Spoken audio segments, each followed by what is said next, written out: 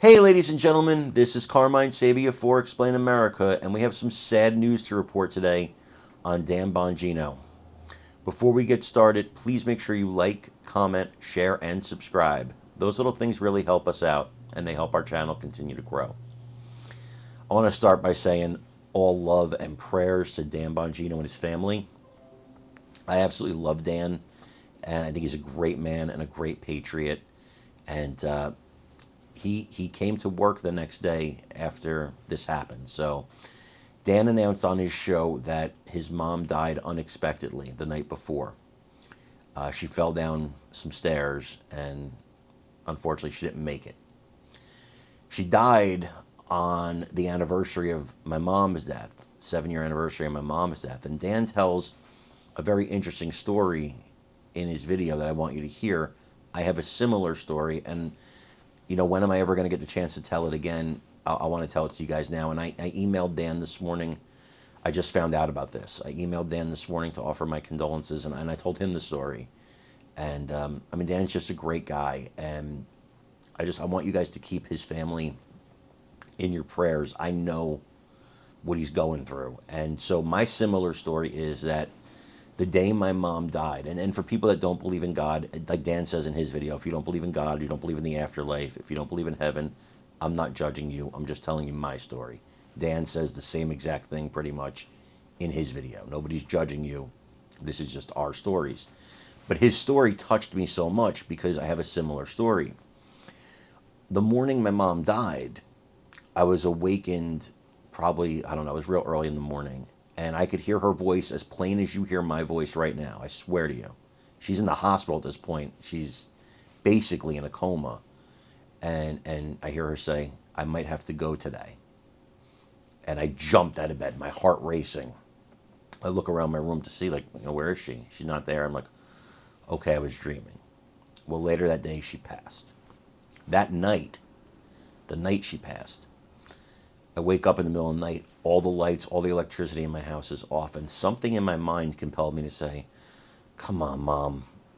Like, I thought she was messing with me. I don't know why. I don't know. But the second I finished the word mom, all the lights went back on. All the power, the TV, everything just all went back on immediately.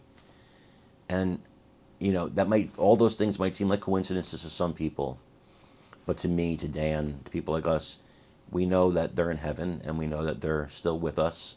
And we believe in that with all our hearts. And if you don't, that's fine. It's your business, your journey.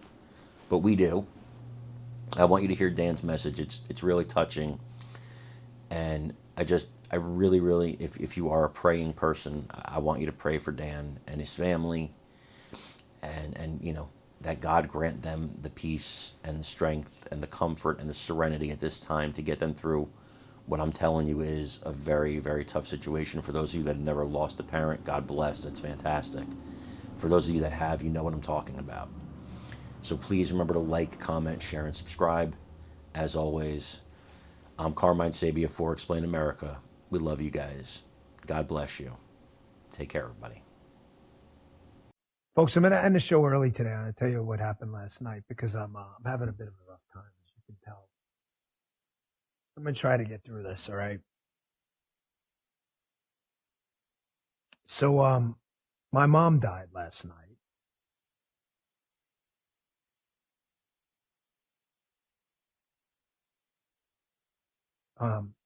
Unexpectedly. She fell down a flight of stairs. And I found out early this morning.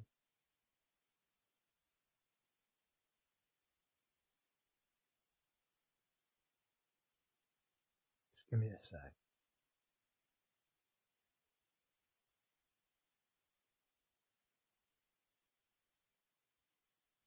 So I found out at about 4:43 in the morning. Why would I give you an exact time? Because I got up to look at my phone because I wanted to call Paula because something really strange happened to me. Paula, for Paul and I are never separate. Sometimes on the road we're separate, but I'm never home alone, ever. But because it's spring break week, Paula took my youngest daughter down to Miami. They were going to have like a girls thing, and I was working back here in the studio. So last night's the first time I was alone in my house in a long time. So my mother, for those of you who don't believe in God, I'm not here to judge you. Please don't take it the wrong way. I'm not your judge and jury. But I want to tell you something. I want to tell you in advance, I'm not crazy, okay? I'm not crazy. So I got up to call Paula because my mother was pronounced dead around 3 a.m. in the morning.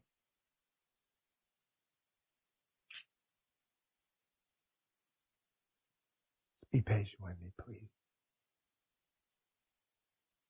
And I was going to call Paula because I said I wanted to tell her that something really weird had happened. Then I looked at my phone and I saw I had a text. I turned it off, do not disturb. And I noticed I had a text at 2:49. It was from a woman who lives in this apartment building, this building that my mom lives in, and to tell me that she said, Dan, it's Teresa. I need you to call me. And it's 2:49 a.m. when she sent the text.